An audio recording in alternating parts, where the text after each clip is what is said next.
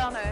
Alors moi, c'est un souvenir très précis, c'est que c'est le départ de la Mini Transat de 1987, qui est ma première course au large.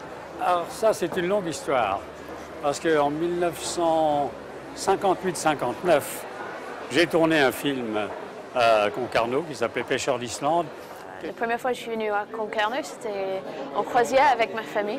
Et on a visité, on avait notre bateau dans la ville, on est allé avec tout le monde les soirs dans la ville close, manger dans le restaurant. J'étais une vraie touriste.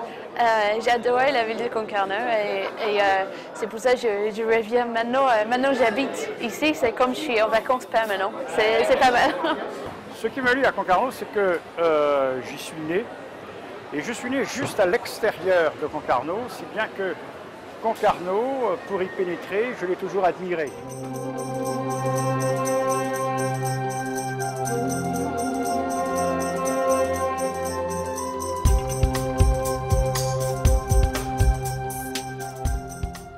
Alors, il n'y a pas une chose qui me séduit plus à Concarneau, parce que c'est une ville multiséduction. Elle a deux visages déjà. Elle a, vous savez, ce qui est important chez un être humain, c'est son visage, sa face, et souvent aussi la nuque aussi. Et Concarneau, c'est ça.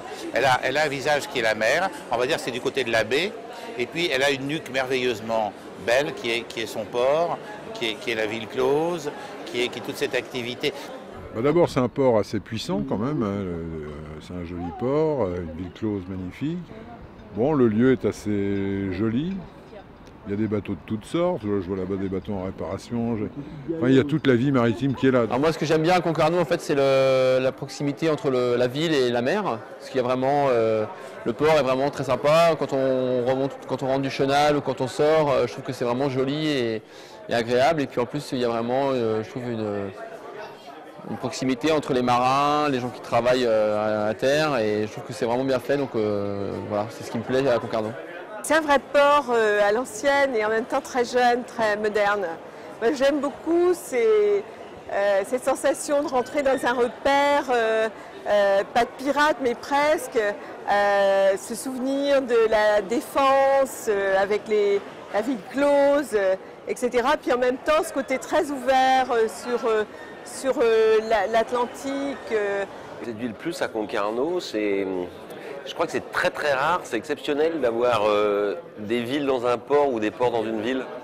L'imbrication comme ça de la terre et de la mer, d'une activité nautique qui n'est pas simplement liée, qui n'est pas homogène, où il y a de la pêche, de la construction, des bateaux de plaisance, des bateaux de course, où il y a ce mix, pour moi c'est hyper important et c'est une des choses qui me le plaît le plus. Ouais. Moi, ce sont les paysages et les ciels au-dessus.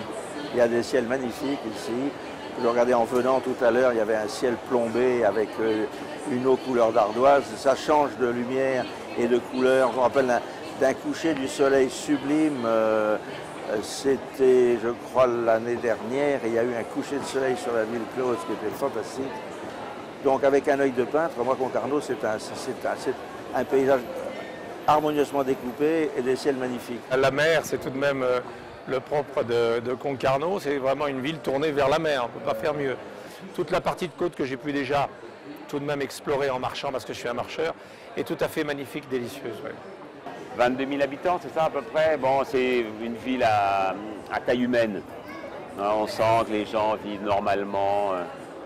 Voilà, moi j'ai fait mon jogging ce matin sur la plage, je me suis baigné, j'ai croisé 2 joggers qui ne se sont pas baignés, mais enfin quand même, je sentais qu'ils n'avaient pas le stress que j'ai quand je suis à Paris. Le Concarneau ne ressemble à personne d'autre. Il est un mélange de terre et de mer, et c'est pour ça qu'on l'aime beaucoup.